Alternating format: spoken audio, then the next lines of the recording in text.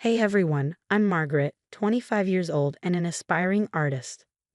Never in my wildest dreams did I imagine I'd be sharing a story about how my own grandmother tried to burn me with boiling water. But here we are. It all started 2 years ago when my mom, Sarah, passed away. She was my best friend, my rock, and losing her felt like a piece of my soul had been ripped out. The only thing that gave me comfort was the beautiful collection of jewelry she left behind.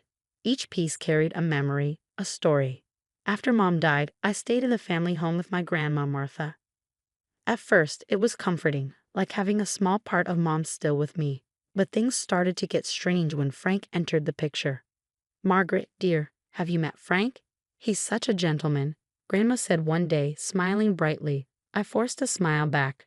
"Nice to meet you, Frank." Frank, a charming 60-year-old widower, started visiting more frequently.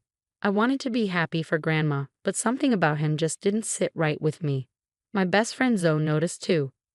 One afternoon, over coffee, Zoe said, "Liv, don't you think it's time you got your own place? Your grandma's acting like a teenager with this Frank guy." I sighed. "I know, but I can't just leave her. Besides, all of Mom's stuff is still there." Zoe gave me a knowing look. "Your mom would want you to live your life, not babysit your grandma." She had a point, but I felt like I needed to stay. Work was my only escape. I'd been doing graphic design at a small firm, trying to save up for art supplies. That's when I met Ethan. "Hey Margaret, check out this design I'm working on," Ethan called out one day. I leaned over, catching a whiff of his cologne. "Wow, that's amazing. I wish I could create like that." He smiled. "Are you kidding? Your work is incredible. You should really think about doing your own art full-time." I blushed, a little flutter in my chest. Ethan saw the artist in me that I was trying to bring out, but every time I thought I was moving forward, something at home pulled me back. Like when I met Frank's son, Derek, at a family dinner. "So Margaret," Derek said, glancing between me and his dad. "How long have Frank and your grandma known each other?" I shrugged. "A few months, I guess." "Why?" His expression tightened. "No reason. Just curious." His tone made me uneasy, but before I could ask more, Grandma burst into the room. "I have wonderful news, everyone," she exclaimed, beaming. "Frank and I are getting married." The room fell silent, and it felt like I'd been punched in the stomach. "Married? Grandma, isn't this a bit sudden?" I asked, shocked. She waved me off. "Oh, pish-posh. When you know, you know." As everyone congratulated them, I couldn't shake the growing dread. Something was very wrong, and I had no idea how bad it was about to get. In the weeks following Grandma's engagement announcement, everything spiraled into chaos. One afternoon, I overheard her on the phone, her voice tense. "I'll get the money, I promise. Just give me more time." When I asked her about it, she snapped at me. "It's none of your business, Margaret. Can't an old woman have some privacy?" I backed off, but my suspicions only grew. Then things got worse. I noticed that Mom's antique locket was missing from my dresser. "Grandma, have you seen Mom's locket?" I asked, trying to keep calm. She avoided eye contact. "Oh, that old thing. I must have moved it while cleaning. Don't worry about it." But I was worried. I called Zoe in a panic. "Zoe, I think Grandma's up to something shady. Mom's jewelry is disappearing, and she's acting all secretive about money." Zoe paused. "That doesn't sound good. Liv, want me to dig around?" A few days later, Zoe called with some disturbing news. "Liv, you're not going to like this. Your grandma's drowning in debt. And that Frank guy? He's been known to cozy up to wealthy widows and disappear with their money." My stomach dropped. "Oh God, Zoe, what do I do?" She replied, "Keep your eyes open. We need solid proof." For the next week, I watched Grandma closely. The final straw came when I saw her sneaking out early one morning with Mom's jewelry box tucked under her arm. I followed her to a shady pawn shop, and there she was, selling off piece after piece of my mother's jewelry. I couldn't hold back any longer. "Grandma, what are you doing?" I shouted as I burst into the shop. She turned, guilt and anger flashing across her face. "Margaret, you followed me. How could you?"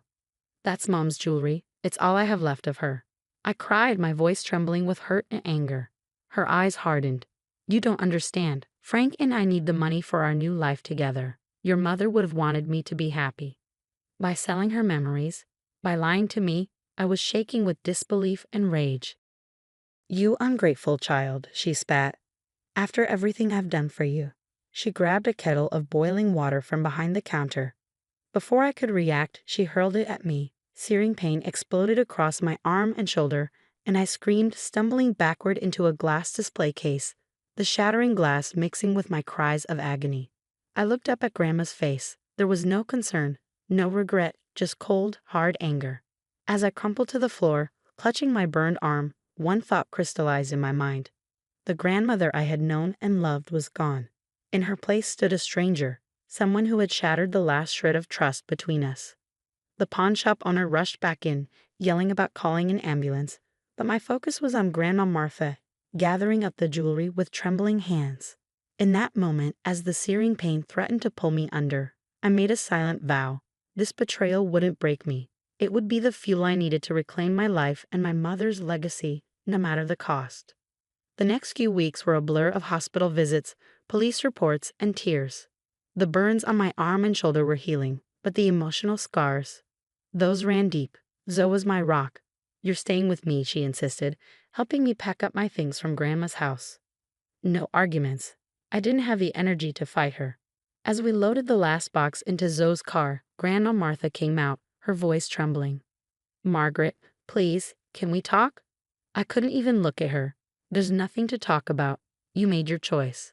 A few days later, I got a surprising call from Derek, Frank's son. "Margaret, it's Derek. I heard what happened, and I'm so sorry. There's something you need to know about my dad." We met at a coffee shop, and Derek laid it all out. Frank had a history. Charming wealthy widows, draining their bank accounts and disappearing without a trace. Grandma Martha was just his latest target. "I've tried to stop him before," Derek said, his voice heavy with guilt. "But he always weasels out of it. Maybe this time, with your help, we can finally put an end to it." I hesitated. I'm not sure I can handle any more drama. But Zoe, ever the fighter, wasn't about to let it go. "We can't let them get away with this, Liv. We need a plan." Over the next week, we devised a scheme. Derek would play along with Frank's plan, pretending to help with the wedding, while we worked with the pawnshop owner to set up a sting operation. "I feel bad for ratting out your grandma," the pawnshop owner admitted when we approached him. "But what she did to you, that ain't right." As we fine-tuned the plan, Ethan was my steady support. He'd come over after work, bringing food and offering a shoulder to lean on. But I found myself pulling away. The fear of being hurt again was overwhelming. One night, as we sat on Zoe's couch, Ethan reached for my hand. I flinched. "Liv, talk to me," he said, his voice pleading. "What's going on in that head of yours?" I couldn't meet his eyes. "I'm sorry, Ethan. I can't. Everyone I've trusted has betrayed me. My own grandmother tried to." I choked up, unable to finish the sentence.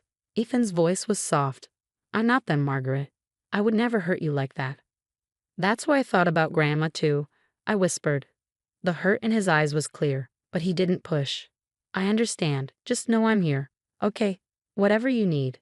The day of the sting operation arrived.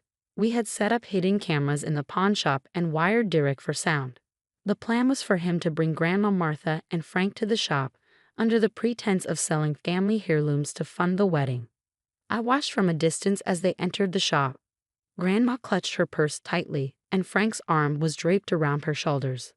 But even from where I stood, I could see the predatory glint in his eyes.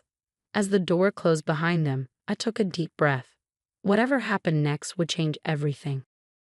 I just hoped we were ready for it. The day of reckoning finally arrived, and I stood in the back of the packed courthouse, heart racing as the judge read out the verdict. Frank's smug smile vanished as the words "guilty on all counts" echoed through the room. After the trial, I left my grandmother's house for the last time, finishing the final bit of packing. As I glanced up, I saw Grandma watching from the window. Our eyes met briefly before she quickly drew the curtains. That was the last time I ever saw her. With the nightmare behind me, I threw myself into my art. The pain, the betrayal, the healing, it all poured out onto my canvases. Ethan was by my side through it all. One night, as he studied my latest piece, he said, "These are incredible, Liv. You're turning your pain into something beautiful." I leaned into him, feeling safe for the first time in months. I couldn't have done it without you. Zoe, always the unstoppable force, helped me set up my own studio. This is just the beginning, she declared as we painted the walls together. You're going to be huge, Liv. I can feel it. And she was right. My first small exhibition sold out in a week. Then came a feature in a local art magazine, and before I knew it, galleries in the city were calling. The night of my exhibition opening, I looked around at the vibrant crowd, at my art lining the walls, and at Ethan smiling proudly from across the room. Asterisk to new beginnings, asterisk, I whispered to myself, raising my glass.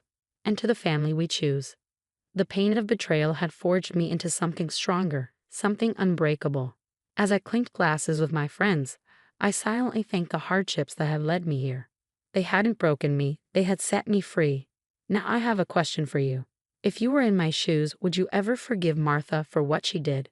Is there a line that, once crossed, makes reconciliation impossible, even with family? Share your thoughts in the comments below.